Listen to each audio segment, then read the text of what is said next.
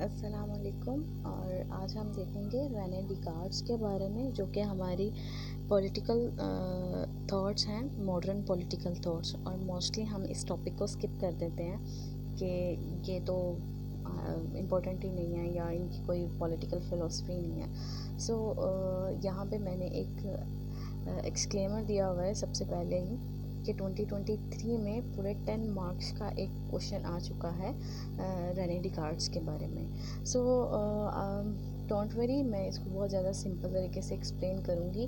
और हम देखते हैं अब इसको। अच्छा, सबसे पहले तो बैकग्राउंड देख लेते हैं रेने डिकार्ड्स के बारे में। ये 1596 से 1650 तक का इनका लाइफ स्पैन है। उसके बाद ये इनकी प्लेस जो थी वो फ्रांस थी, स्वीडन। और ये एक फ़िलोसोफर थे, मैथमेटिशियन थे और साइंटिस्ट थे। ये 2-3 बातों को आपको लाजमी याद करना रखना है पूरी की पूरी फ़िलोसफी को समझने के लिए।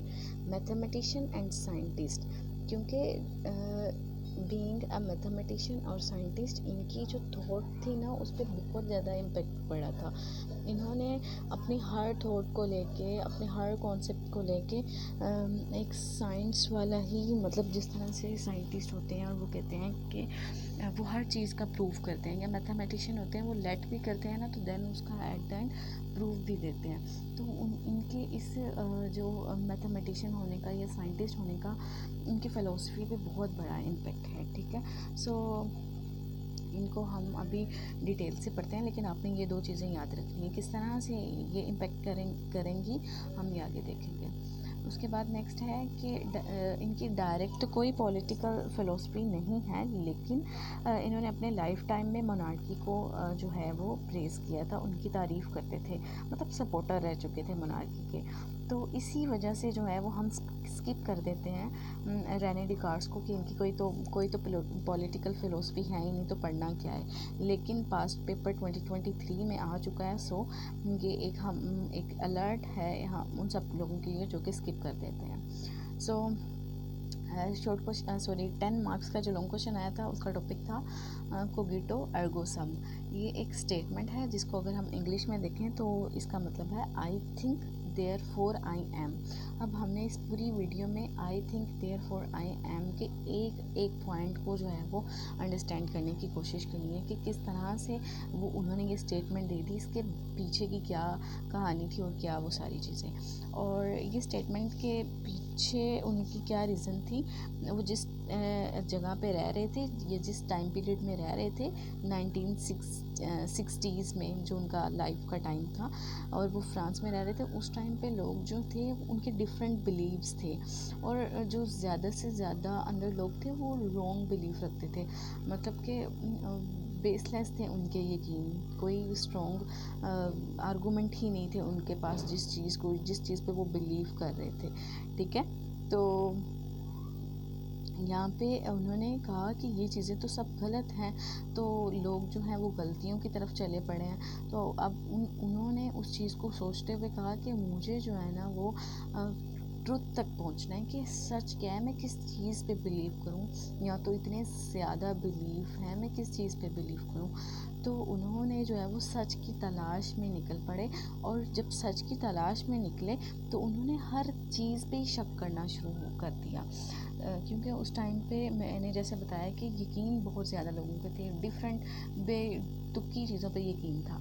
तो उस टाइम पे जब उन्होंने ये क्वेश्चन कर दिया कि मैं किस पे, मुझे 100% कोई चीज़ मिल जाए, तो उन्होंने जो है वो स्टार्ट कर दिया डाउटिंग हर एक चीज़ को, जो भी इनके इर्द गिर्द चीज़ें थी उन्होंने डाउट करना शुरू कर दिया। लेकिन एक टाइम ऐसा आया कि चीज़ों को छोड़ के उन्होंने अपनी सेल्फ पे डाउट करना शुरू कर दिया, यानी कि इर्द गिर्द की चीज़ें तो थी, अब वो अपने आप पे डाउट करने लगे कि क्या मैं एग्जिस्ट भी करता हूँ या मैं ऐसी ही हूँ, कोई इल्यूजन तो नहीं हूँ मैं। तो इस पे वो लिखते हैं कि I think therefore I am, कि मैं सोचता हूँ इसीलिए मैं हूँ। अब हम इसको एक एक करके देखते हैं कि किस तरह से उनकी ये थ्योरी है, किस तरह से ये फ़िलोसफी है। अच्छा, उन्होंने डाउट्स क्यों करना शुरू कर दिए थे, क्योंकि वो चाहते थे कि वो सच तक पहुंच जाए, सच क्या है उनको पता चल जाए, 100% ट्रू क्या है वो उन्हें पता चल जाए। In search of self evidence truth, जो अपने आप में मुकम्मल ट्रुथ थे, ठीक है। तो ये उनके पीछे की रीज़न थी। अब उसके बाद है, वो कहते हैं कि जब आप किसी चीज़ पे डाउट करते हो ना, जब आपने डाउट करना स्टार्ट कर दिया है, इट्स मीन कि आप क्या बन गए हो, आप डाउटर बन गए हो। डाउट करने वाला डाउटर कहलाएगा, ये तो सिंपल है ना। और जब आप किसी चीज़ पे डाउट कर रहे हो तो क्या आप ऐसे ही डाउट कर रहे हो? आपके पास दिमाग है, आपके पास सोचने की सलाहियत है, तभी तो आप उस चीज़ पे डाउट कर रहे हो। और जब आप उस पर डाउट कर रहे हो तो आप थिंक कर रहे हो, सोच रहे हो, आपके ज़हन में कुछ ना कुछ चल रहा है जिसके बिना पे आप डाउट कर रहे हो। और जब आपने थिंक कर लिया, आप थिंकर बन गए, ठीक है। डाउट ने आपको बना दिया डाउटर। और चूंकि आप डाउट कर रहे हैं तो आप क्या हैं, थिंक कर रहे हैं। और जब आप थिंक कर रहे हैं, जब आप सोच रहे हैं, जब आपके ज़हन में थॉट्स आ रही हैं, चाहे किसी भी चीज़ से रेलेवेंट है या आप किसी भी चीज़ को लेकर डाउट कर रहे हैं, तो आपने जब सोच लिया तो आप क्या बन गए, थिंकर। इट्स मीन अगर आप किसी भी चीज़ पे डाउट करते हो तो आप क्या बन जाते हो, थिंकर बन जाते हो, सोचने वाले बन जाते हो। अब नेक्स्ट जो है वो कंडीशन टू थिंक। अब पहले उन्होंने कहा कि हम डाउट करते हैं तो हम थिंकर बन जाते हैं, लेकिन अब वो कह रहे हैं कि जब हम थिंकर बन रहे हैं, जब हम सोच रहे हैं, तो ऐसे तो नहीं ना एक बिल्कुल स्पेस में कोई भी कुछ भी नहीं और वो सोची जा रहा है। नहीं, जब आपने सोचना है तो उसके लिए लाजमी है कि आप एग्जिस्ट करो। फॉर इंस्टेंस कोई ऐसा आदमी है जो है ही नहीं, जो पैदा ही नहीं हुआ, वो कैसे थिंक कर सकता है, वो कैसे डाउट कर सकता है, वो कैसे सोच सकता है। तो उन्होंने इस आर्गूमेंट को लेके कि आपने थिंक करना है तो उसके लिए आपको एग्जिस्ट करना पड़ेगा। आपकी एग्जिस्टेंस है फर्स्ट स्टेप। तो आप डाउट करते हैं, दैट्स द सेकंड स्टेप। तो फिर आप बन जाते हैं thinker, that's the third step. मतलब कि थिंक करना के लिए आपकी एग्जिस्टेंस लाजमी है। फिर नेक्स्ट जब वो कहते हैं कि जब आपके पास माइंड है, माइंड जो आपका माइंड है उसने क्या करना है, थिंक करना है। तो अब वो खाली तो नहीं ना थिंक करता फिरेगा। पहले जो हमने कहा कि एग्जिस्टेंस लाजमी है, तो यहाँ पे उसको बॉडी की ज़रूरत पड़ेगी, ठीक है। माइंड को थिंक करने के लिए बॉडी की ज़रूरत पड़ेगी, ठीक है। और माइंड अपने आप में क्या है, कॉन्शियस है, ठीक है। कोई टाइम स्पेस नहीं है, कोई एक्सपेंशन नहीं हो रही आपके ब्रेन की। लेकिन हमने अभी क्या कहा कि जब आपने थिंक करना है, जो कि आपका माइंड कर रहा है, उसको तो टाइम भी चाहिए, उसको तो स्पेस भी चाहिए, उसको तो एक्सपेंशन भी चाहिए, वो नॉन कॉन्शियस भी होना चाहिए। तो मतलब कि थिंक करने की कुछ रिक्वायरमेंट्स बन गई अब। और वो रिक्वायरमेंट्स क्या होंगी, फिज़िकल एग्जिस्टेंस, यानी कि आपको बॉडी की ज़रूरत है भाई, सिंपल बात कि आपको बॉडी की ज़रूरत है। दिमाग है तो दिमाग वैसे खाली तो नहीं ना पड़ा रहेगा, ठीक है ना। खाली दिमाग तो वो जो बकरे का होता है तो वो तो फ्राई करके लोग खा जाते हैं। तो अगर आपने सोचना है ना, प्रॉपर कॉन्शियसनेस लानी है, ठीक है, तो आपको एक फिज़िकली एग्जिस्टेंस की ज़रूरत पड़ेगी, विच इज़ बॉडी, ठीक है। तो वो जो उन्होंने शुरू में डाउट किया था कि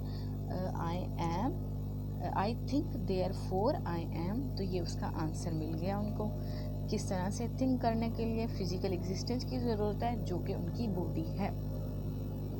अब नेक्स्ट हमने बता दिया कि फ़िज़िकल एग्जिस्टेंस बॉडी की ज़रूरत है। सॉरी फॉर दिस बॉडी जिस तरह की भी बनी है, लेकिन बस आपको समझाने के लिए।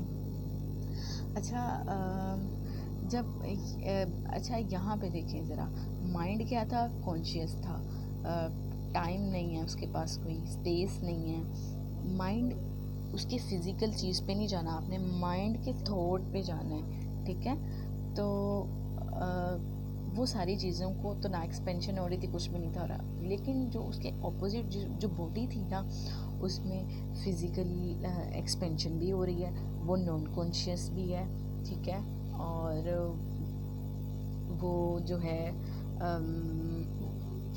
फैल भी रही है। और ये सारी चीज़ें जो दिमाग के पास नहीं है, जो आपकी थॉट्स के पास नहीं है, वो सारी आपकी बॉडी के पास है, ठीक है। अब बॉडी और दिमाग जो हैं, ये दो चीज़ें उन्होंने बता दी, एक कॉन्शियस, एक नॉन कॉन्शियस, थिंकर और फिज़िकल चीज़, माइंड और फिज़िकल बॉडी, ठीक है। अब नेक्स्ट वो उन्होंने इसी बुनियाद पे ना, एक तो जो उन्होंने सेल्फ डाउट किया था उसका तो आंसर मिल गया उन्हें कि मैं सोचता हूँ इसीलिए मैं हूँ, लेकिन उससे भी पहले उन्होंने डाउट करना शुरू किया था अपने इर्द गिर्द की चीज़ों पे। तो उस कॉन्सेप्ट को भी उस कॉन्सेप्ट का भी 100% ट्रू आंसर लेने के लिए उन्होंने क्या किया कि कैन नॉट एग्जिस्ट थॉट्स। उन्होंने लैंड को जो है वो दो हिस्सों में डिवाइड कर दिया। जो इनके इर्द गिर्द की चीज़ें थी, लैंड से सपोज यही है कि उन्होंने वो दो चीज़ों में दो कैटेगरीज बना दी। एक वो जो अकेले एग्जिस्ट नहीं कर सकती थी, थॉट्स, ठीक है, और एक वो जो एग्जिस्ट कर सकती थी, फैलती थी। एक कॉन्शियस थी और दूसरी नॉन कॉन्शियस थी। उन्होंने कहा कि ये दोनों इंडिपेंडेंट हैं, ये दोनों आपस में एक दूसरे पे डिपेंडेंट नहीं हैं, बट ये दोनों लिंक्ड ज़रूर हैं। और जिस तरह से ये लिंक है उसका नाम है, उस कनेक्शन को उन्होंने कहा पीनियल ग्लैंड, ठीक है। तो ये एक पॉइंट उन्होंने बता दिया जो कि इन दोनों को कनेक्ट करता है। अब इस थ्योरी पे क्रिटिसिज्म भी है, वो इस तरह से है कि उन्होंने पीनियल ग्लैंड के बारे में नहीं बताया कि ये आपकी बॉडी का हिस्सा है या आपके माइंड का हिस्सा है, ठीक है।